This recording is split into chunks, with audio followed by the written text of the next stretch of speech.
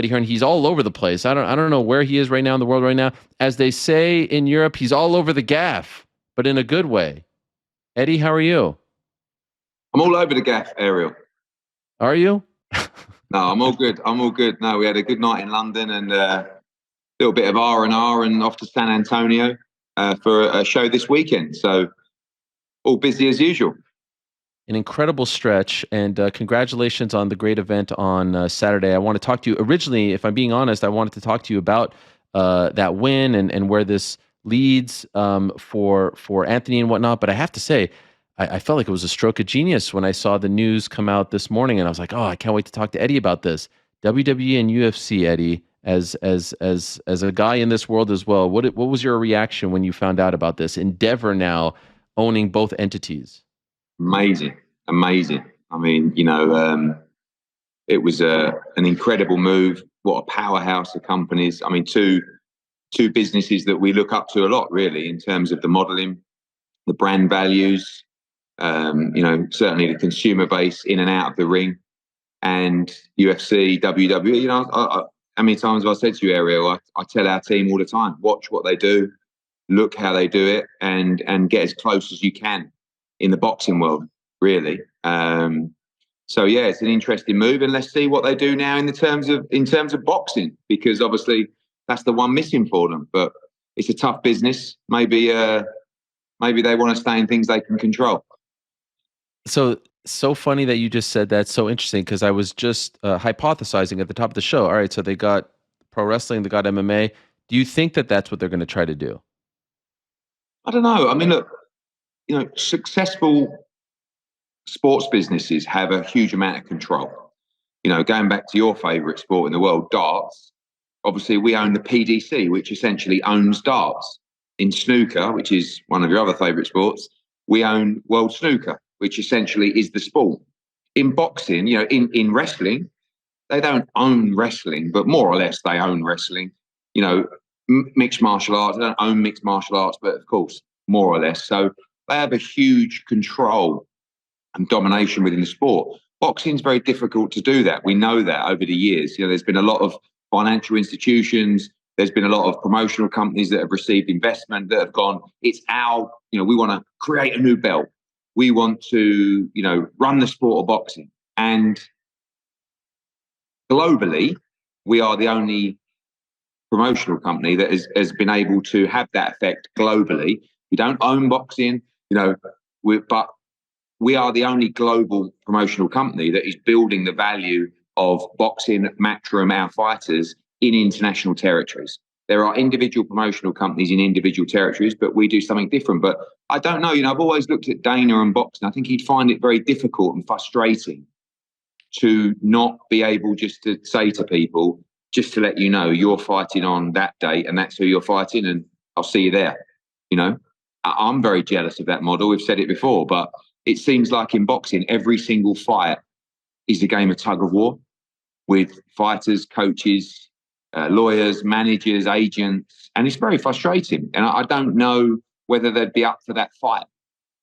Do you have a number in mind? If someone like Endeavor came to you and said, we'd like to buy Matchroom, do you have a number in mind? Quite honestly, we're not really for sale. I mean, there's been a lot of speculation. For us, Ariel, we are a family business. We have had a huge amount of interest from hedge funds and investment companies to buy a piece of Matchroom. We have a great business.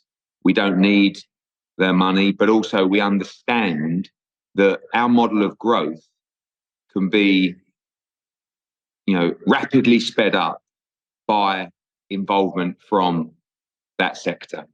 And myself and my father, who are really the decision makers of the business, he is completely adverse to anyone telling him what to do. He would rather die. So, but and that's how we've always run our business. We make the decisions. So, and we have a fantastic, just a great feeling within the business in general, with our team, with our employees, with the management. You look at our senior management, they're all young executives that have grown from 15, 16, 17 within the business. Matt Poulter with the darts, Emily Fraser on motorsports, Frank Smith in the boxing. And, we're very proud of the business that we've built, and we don't want to lose the fun of that business. We also understand I have particularly a mission to create a WWE or a UFC for boxing. And I can do that. I can dominate over time just by consistency and ability and hard work. But that process can be sped up enormously through aggressive investment. And that's something that, we are being approached about at the moment. It's not selling the business, but it could be a stake in the business that makes that process, like I said, a rapid expansion and to dominate the world of boxing faster than we will do anyway, which I feel like is inevitable. Call me arrogant. I believe in ourselves, but that's the model that we have and the conversations that we have. Whether that's a bigger conversation with Endeavour, who knows? But for today, that's huge news in the fight sports marketplace, if you like. Could you tell us who you're talking to about that? No, but if you Google it, you'll see. But it's out there.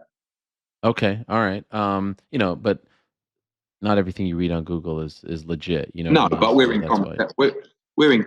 in confidential conversations, of course, and it's not something we looked for. It's not something we might do, in all honesty, right? Because it's a big change for our business. But it's a serious decision that we will have to make over the coming months. What did you think of AJ? I saw your comments afterwards. A couple of days later, he gets the win over Jermaine Franklin, and gets back on track, gets his mojo maybe a little bit back, his confidence back. Nice to get a W on the record. But overall, what did you make of his performance? I thought it was the best way to describe it was solid, not spectacular.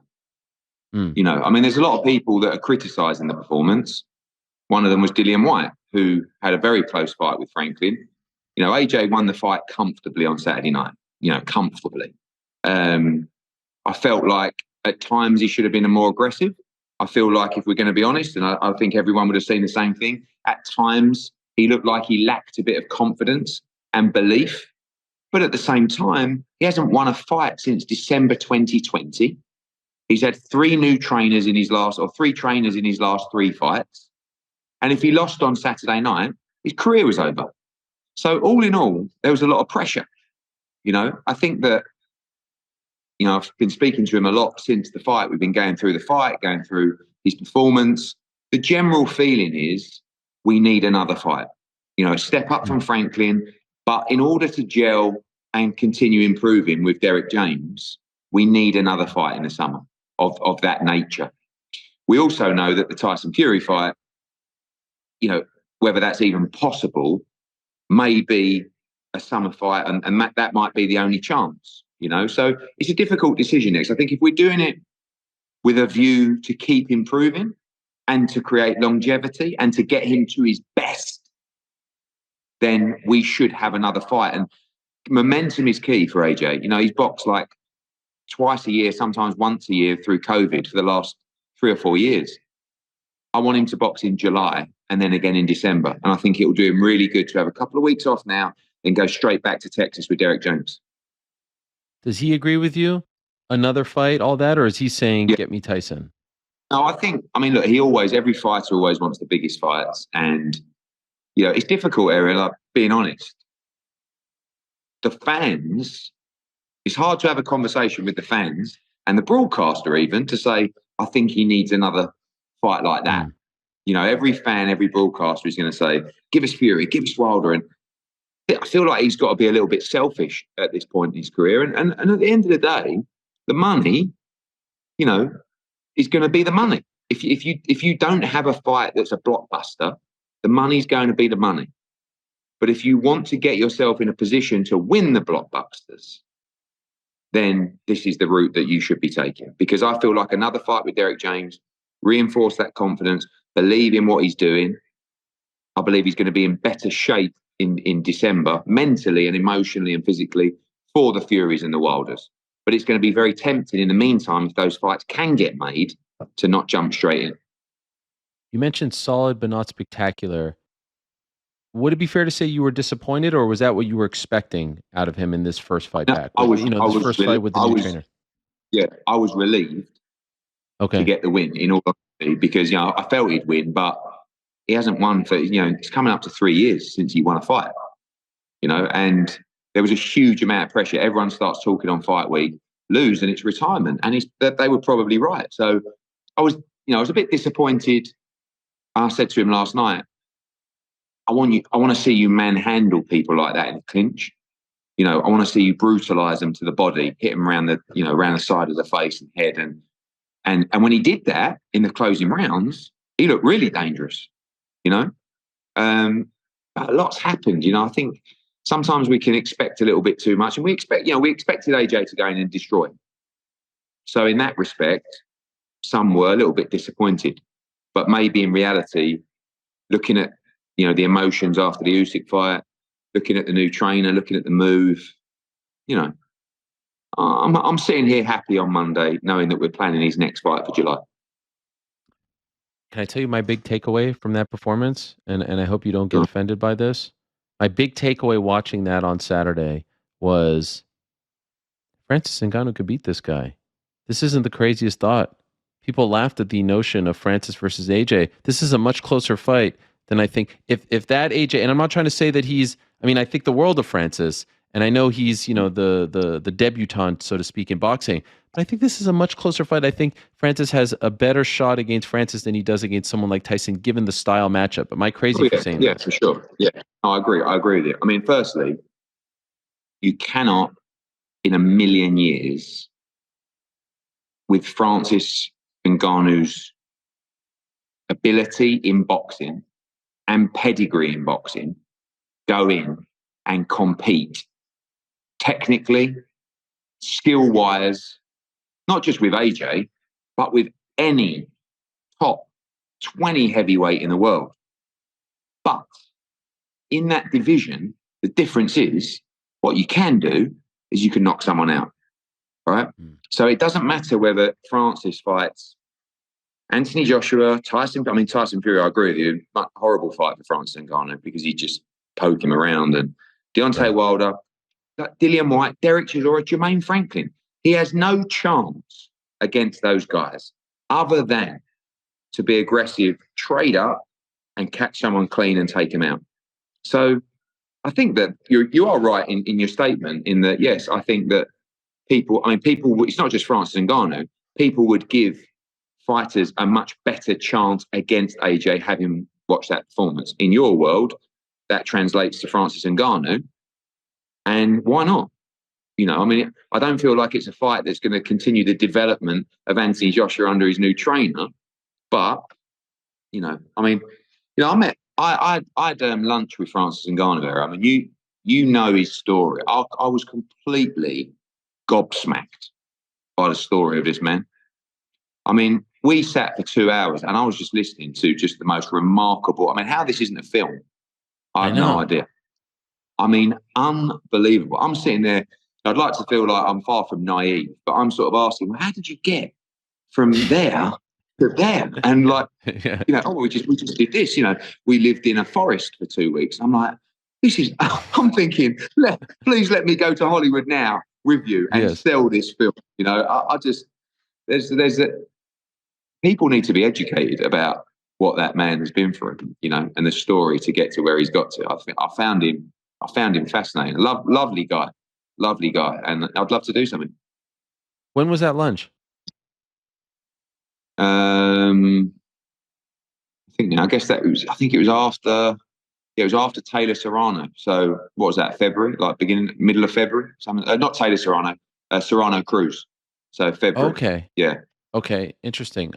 So if it was up to you, who does AJ fight in July? Like if you had your way about him fighting a lesser name, so to speak, is there a name out there? Okay. Dillian White, Otto Warlin, who, I just feel like, Joe Joyce is another big fight. It's a tough fight. Yeah. But who knows? Like, I just feel that if we're gonna go into a Fury or a Wilder, which is inevitable, I just want him to go in with the best chance that he can have. And I just feel that right now he's not at the optimum level he could be to go into that fight. He would still go into them, and I still give him a chance in those fights, and I believe he can win those fights. But I would just like to see him firing going into those fights. And what I saw on Saturday wasn't AJ firing on all cylinders. Do you believe that Fury Usyk is really dead? Yes, for now. Re- Wow. So Mm. there's a door. Do you think there's a door to be open there? Or I mean, we've been Well, through this look, with AJ and Fury.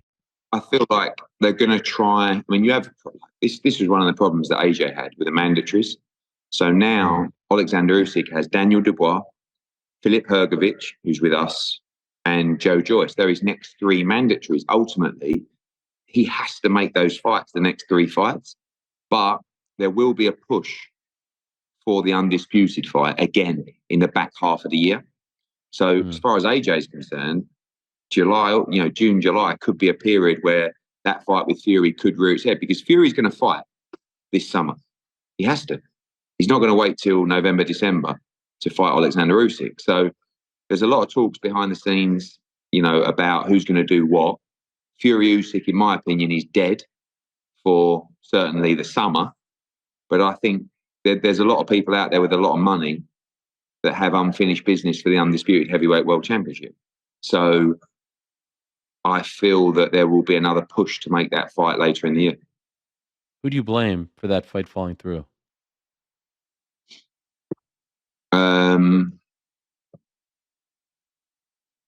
Some of what Tyson Fury says has merit to it in terms of the commercial value of the two fighters, right? It was a bit of a giveaway. Frank Warren went on TalkSport about, I don't know, a month ago and said, look, hopefully we get this fight over the line. Easy fight to make. It's 50-50, blah, blah, blah. And no one expected Fury to push for anything else other than 50-50. It was just generally accepted in boxing that Tyson Fury is the bigger name. Usyk has the 2 defeats to Anthony Joshua and has the majority of the belts. Let's not mess around. Chance of a lifetime, chance of forever legacy in boxing, 50-50, loads of money for both of you. Good luck.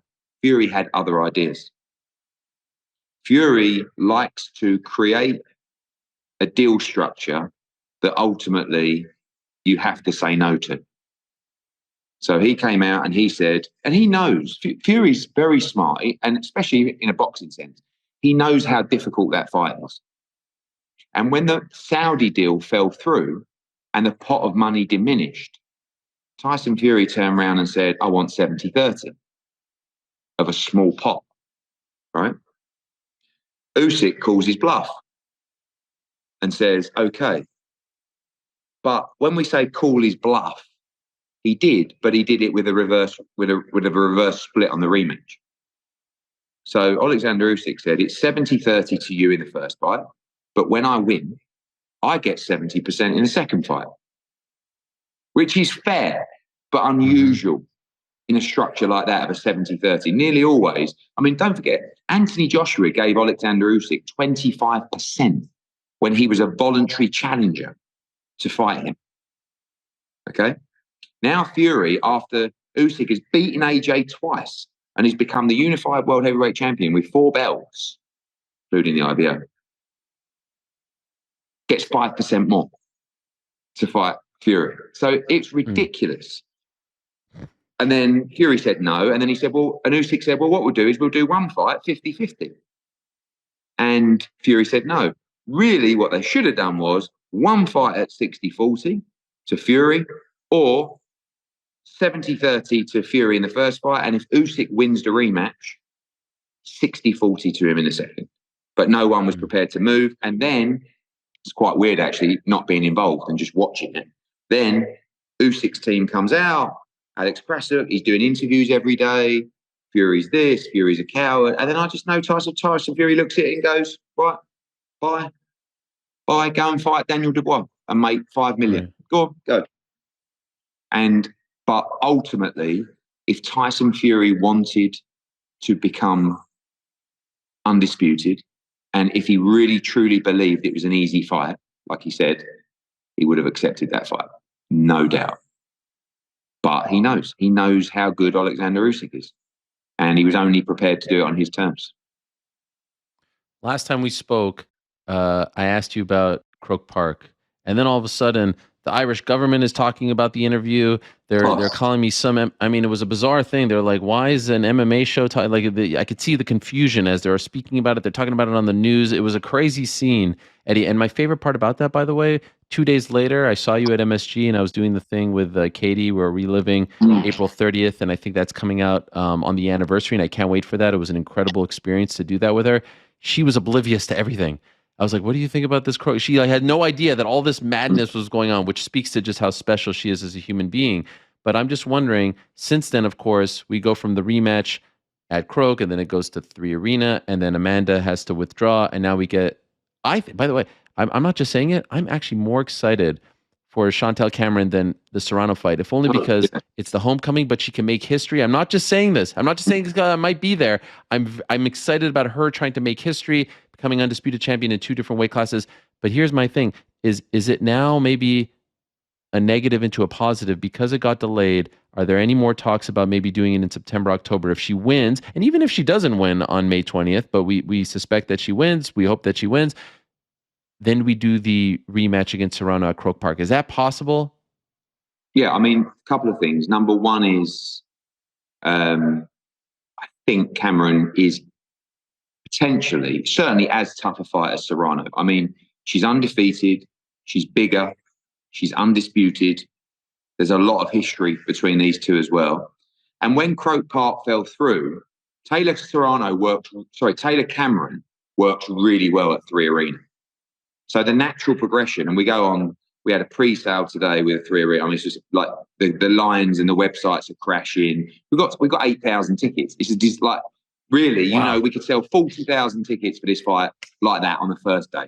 More, probably. So everyone's going to go crazy. Everyone's going to mum.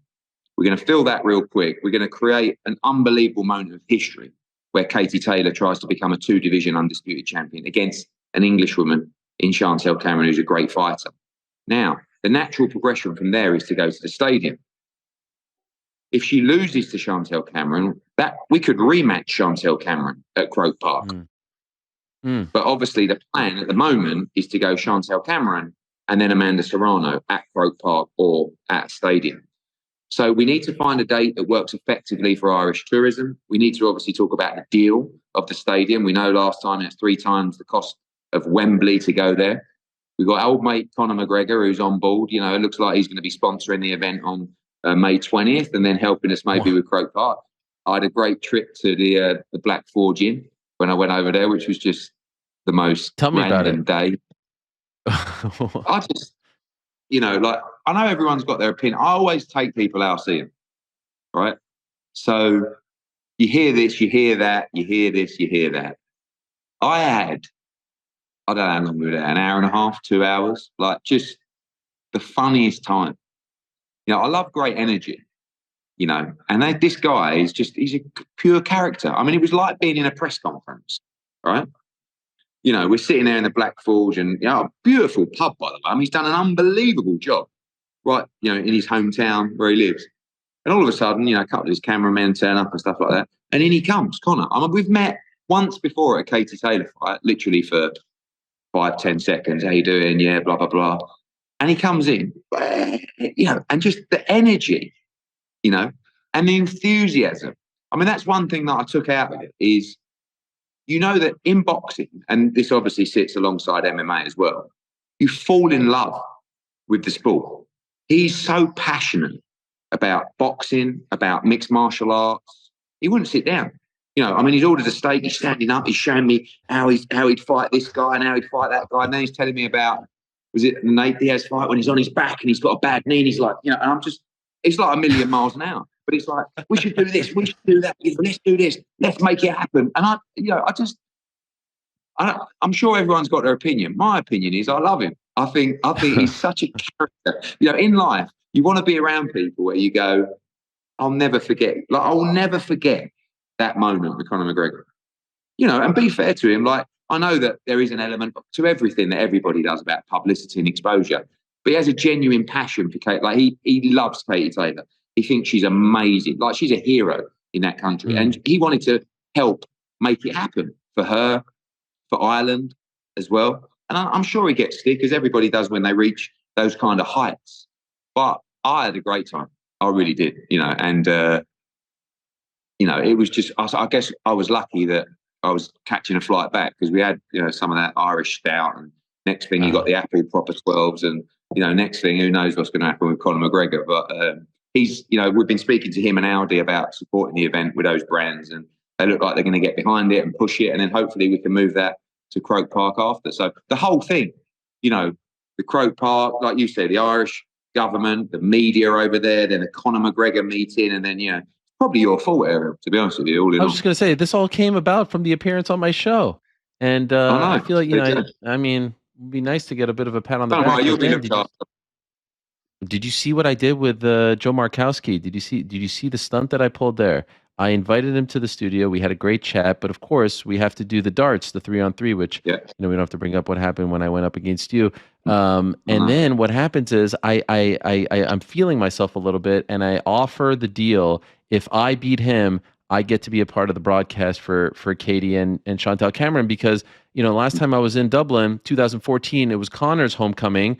And, I've been trying to champion the KD cause here in America for all this time. I felt like I needed to be there. The Irish love me. I don't know if you know this, but I'm sort of like an adopted son over there. And so what happens is I lose, Eddie, but then we go double or nothing and I beat him. So whether you guys like it or not, whether DAZN likes it or not, I have to be, because Joe's a man of his word. I have to. You're in. But haven't you done some big basketball deal now as well? You know. We're doing a lot. You're absolutely. It's crazy. Now, what is my role going to be? Can we talk about that, or is that for offline? I mean, What for? I mean, I think whatever you want it to be. Presenter, carte fight blanche, week interrogator, commentator, analyst. I love it. All round good guy. I mean, makes it feel bigger, just a smidge bigger. I mean, Katie coming home is big, but like this feels like we've taken it up a notch. No, what do you think? You know what? One thing I've noticed about you is, and look, it was only a matter of time before your ego got out of control, Ariel. But I like it. I think you deserve it. No, it would. Having you around, granted, gives it a big event feel. I appreciate that. That's very kind. You have to be there. I will make sure you're there. Appreciate that. A couple other things, and then I'll let you go. I appreciate this very much. Can we get Canelo versus Benavidez? Well, I mean, yes is the answer, but yeah, contractually and in terms of what I've been asked to do, which has been in his head for over a year now, or nearly a year, is rematch Dimitri Bivol. Like, he will not be happy until he gets a chance to avenge that defeat. So I don't like. I mean, that I said the other day, David Benavidez at 168, and some people will say, "Shut up, Eddie, you're talking rubbish." But the general man with a smart head will agree. Dimitri Bivol at 175 is a tougher fight for Canelo than David Benavidez at 168. It just is, right? Benavidez, great fight. They're both tremendous fights, but Eddie Reynoso and Saul just are desperate to fight Dimitri Bivol and try and avenge that defeat at 175. And I think after that, I mean, I've heard that Benavidez has signed a deal with PBC where he has to fight Charlo, Morel, and some of this, like a 3-fight deal. But open to starting those conversations. But my instructions from Saul and Eddie Reynoso is John Ryder, which is my mandatory, coming back from injury, and then Dimitri Bivol in September. After that, this guy is a beast, Ariel. He will fight absolutely anyone. If I said to Canelo Alvarez, some people think you don't want to fight David Benavidez, he would literally fall on the floor laughing. Like, he has zero fear of fighting anyone. But in his head at the moment, I don't think he can sleep properly till he gets a chance to avenge that defeat. The Mayweather defeat hurt him, but he was like, 22 or something like that when he fought him. Dimitri Bivol, he's absolutely certain he can beat him. And he goes into that fight as a massive underdog, by the way. That's the mad thing. But after Bivol, 100% he'll fight Benavidez, and it'll be a great fight, huge fight. And of course, next up for him is May 6th back home in Mexico, which would be quite the scene. Yeah. Incredible. Last thing before I let you go, what is going on? Do you need me to come over there and lay the smack down on some people? First, I see you and this guy Simon Jordan on TalkSport. I mean, you're going toe to toe, all kinds of drama. And then over the weekend, Eddie Hearn, Conor Benn, and the poison at the heart of British boxing. This piece in the Guardian. What is happening, Eddie? I thought you were like the patron saint over there. Like, what is going on? Where are all these haters coming from? And that's what I said to you. I guess, like what I said, once you get to a certain place, I cannot believe, like, there is a real sort of common thought that Matt, like, we control sport. You know, this whole thing about Conor Benn, where ultimately mistakes were made, but you leave it in the hands of the governing body and the commission because you don't really. We're a promotional company. It's not our right to make certain decisions, especially contractually. And all of the blame goes on to us instead of the commission. It's unbelievable. And, you know, the Simon Jordan thing is actually quite good. Like, it was just good. I gave him a good little, like, no one outspeaks him, but obviously, you know, he's still a bit sore from that. But then the one at the Guardian at the weekend was unbelievable. It was such an unbelievable hatchet job, right? Where this guy, Don McRae, who is, by the way, one of the top writers in boxing, kept coming to me for little bits of snippets without telling me the basis of the story he was writing, right? Spoke to all these people to get their opinions and apparently all these things that happened, and never came back to me once and said, this guy said this. Can I have your feedback? Can I have this? So I wasn't happy with Don, and I told him, and he took his tweet down because it was bang out of order. But honestly, we've been talking about this Conor Benn thing every day for 8 months. It's been a testing period, I won't lie, because there's a lot of people that want to bring me down in the industry, and it's probably part of it's probably my own fault because I do wind them up, and you know I'm aggressive at what I do. But that's just me. I'm not going to change. I'm not going to start being two-faced and being nicey to people like some people and try and stab them in the back when they're not looking, because that's the game. That's the boxing industry. But there is definitely a movement to just, you know, and I look at our schedule, Ariel, like I don't mind people trying to bring me down. I don't mind people trying to mess with my head, trying to make me upset, that's just life. What I won't have is an imbalanced opinion of certain things. And when I look at our schedule and I look at the DAZN schedule, right? And I look at, for the UK subscribers we're talking about particularly here, you've got Anthony Joshua against Jermaine Franklin. You've got Bam Rodriguez this Saturday in San Antonio. Brilliant card. You've got Tank against Ryan Garcia. You've got Rakimov against Joe Cordina in Cardiff. Brilliant card as well. That's just April, right? Then in May, you've got Canelo against Ryder. You've got Katie Taylor against Chantel Cameron. And you've got Lee Wood against Maurizio Lara rematch, right? That's just in May. That is all part of your subscription on DAZN. No pay-per-view. No, that's the first Joshua fight, 7 years of pay-per-view, right? And then you look at everybody else's schedule. Let me talk UK for now. And it's like people are, I get lost with that.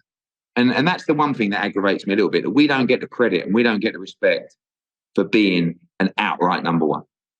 So I've just taken it upon myself to be the bad guy. Don't forget, everyone's trying to push me out in America, right? They all get together on the phone. Oh, Hearn, what we got to do is say this, and you do, you know, every interview. It's like, but it's like, isn't that how it's supposed to be? I mean, really, if they didn't care, if they weren't afraid, would they even say anything? So it kind of gets me up in the morning. But is it not exhausting though? Like, enough of this. I'm tired, right? Stuff, I'm not talking about, like, you know, people like to play the emotional and mental health card a lot in life. I call it more bad days a lot of the time, right? I know that world exists, but it's been tough because every day they're out for you, the knives, you know? So it's like, but that's what they want to do, Ariel. They want to grind you down to a point where they'll say stuff, they'll make up stuff, and it's like they hope, because it's the only way they can beat you. They can't beat you on ability. They can't beat you on quality. They can't beat you on consistency. And they definitely can't beat you on work rate. So somehow they have to grind you down mentally, emotionally, and just try and beat you that way. And let me tell you, that ain't happening either. So, and I take it personally when that all starts, which makes me work even harder. So my passion for the business has more fire than ever. My love for the sport has more fire than ever. And I ain't going anywhere. Now, you're not going to see me around. I've said this to you before. You ain't going to see me at 70. You ain't going to see me like Bob Arum at 91. And you may not even see me beyond 50. But until that moment, you ain't going to beat me. Impossible. You can do whatever you want. You can gang up with people. You can make stuff up. You can get the media to attack them, whatever. But you ain't going to beat me. So, and you know, America has been challenging, but we are in such a great place now in America to go on and actually aggressively, what we talked about in our earlier conversation, aggressively expand, sign more fighters. We've built the consistency. We've built the right model, you know, and there's a lot to do in America because it's a competitive market and it's a tough market for boxing. But, you know, it's the Conor Benn stuff's been really challenging. And unfortunately for me, because in my heart, I believe him. I've backed him every step of the way. And I've received so much criticism for him, but I can't turn my back on him. And it, you know, so many people have said to me, "What are you doing? You could have got out of this easy." You know, as soon as I could have just gone, "Not up to me. Sorry, it's over to him. He's got to fight his case. On we go." But it's not. You know, I believe him, and I've backed him. And everyone says I shouldn't have, but I'm not. Again, I'm not going to lie to you. I'm not going to turn my back on someone that I believe in. So, call it a mistake, call it whatever you want. That's how I feel. And there's no benefit to me backing him if I didn't believe in him. Like I said, it's so easy to get myself out of this. And I've taken unbelievable stick from the media and fans. But in my heart, having been sitting with him 30 times during this process, with his dad, with his trainer, with his family, and seeing the tears, seeing everything, I believe him. And that's why I won't give up on him. Will you remain in business with him? Yes. He's going to fight in June. And it's going to be a challenge. Okay. And by the way, the one thing he must do is he doesn't have a British Boxing Board of Control license, right? Mm-hmm. But so where's that going to happen, that fight? Looks like the Middle East or America. But Okay. I want him, he has to fight. You know, the bulk of his career has to be in Britain. But right now, with the way the board are acting and the way Conor's acting, you know, I said to Robert Smith on Saturday, let's get together. Come on, let's try and work this out. And he wasn't really interested, in all honesty. He was like, well, send that. And it's like, this is the problem. At the moment, Conor Benn's saying, fuck, I ain't fighting in England. You know, I don't want to give them my money. I'll fight internationally. And the board are saying, oh, he's banned. You know, we'll try and stop. They're writing to commissions around the world to try and stop him from fighting. The whole thing is a complete mess and it's out of control. But I believe him. When he fights, it's around a year since the adverse test. Like, he's been through a hell of a lot. He's gone through the process of WBC. They've reinstated him in the rankings. They've said you're clear to fight, but he must go through that situation with the British Boxing Board of Control. But they've got to give him a fair hearing, because at the moment, the way everyone's acting, everyone's lost their head. And it's I want to draw a line under it. It's been 8 months nearly. You know, it's like every day I get asked about it. So and lucky do I'm we a have an big opponent? I want it to be Chris Eubank Jr. You know, it's gone from family legacy to pure hatred. They're DMing each other every day. Like, both of them want to beat the absolute, you know, behind off each other. And it'll be absolutely massive. It'll be up at 160. Let's do it. Let's get it over with and let's move on. And if not Chris Eubank, perhaps Gareth A. Davies. Oh, Gareth A. Davies is a big star in the UK right now. I mean, oh my gosh, walks up with the microphone. Even I wouldn't have the balls to do that. Just walk right up there He's on a the guy. character. Don't even ask He's him a live character. on the air. I know. But everyone was saying, "Oh, Conor Benn, what a disgrace!" Push it. I mean, that talks for, honestly. Talk about agendas. Wow. I mean, like, they have hammered us, hammered him, and he hasn't helped himself. Because you know what? I haven't given him any advice on this legally. I haven't given him any advice on this from a PR perspective, because he doesn't want to be told. He'll say what is on his mind, and he's messed up on a load of things, like in terms of just not being professional or actually going through a process. But he's, you know, he believes completely that he's innocent. He doesn't want any help. But unfortunately, it's a very, very difficult situation. And if he is completely innocent, like I believe, this has been the most horrific 8 months. I wouldn't wish it on anyone. But he's been through that process with the WBC. Now I would like him to go through that process with the British Boxing Board of Control as well. So hopefully everyone can have a clear head. Fascinating stuff as always, Eddie. Thank you so much for the time and the insight. Good luck this weekend in San Antonio. Rodriguez is a tremendous talent. Anytime he fights, it is fireworks. I can't wait for the upcoming fights, and hopefully I'll see you out there in Dublin. It'll be incredible. I look forward to Cheers, the Ariel. One scenes. thing I will say just very quickly, right, is I know the UFC is built off strong cards and competitive matchups, and that's the general principle. Boxing fan or MMA fan watching this interview right now, watch our card on Saturday on the Zone. Seriously, from top to bottom, brilliant 50-50 matchups. Not, we know Ben Rodriguez was fighter of the year last year, etc. But beneath that, Unified World Championships, Ray Ford Magdaleno, one of our young stars. Some fighters that honestly, people watching this have probably never heard of. But if you're interested in boxing, and you're always talking about MMA and boxing, just watch on Saturday on the Zone. Honestly, I think you'll love it. Love it. We'll be watching. Thank you, Eddie. Good luck, and talk to you soon. Appreciate it very much. Cheers, mate. Okay. There he is. Eddie Hearn, head man over at Matchroom. Tremendous stuff, tremendous insight on a load of topics.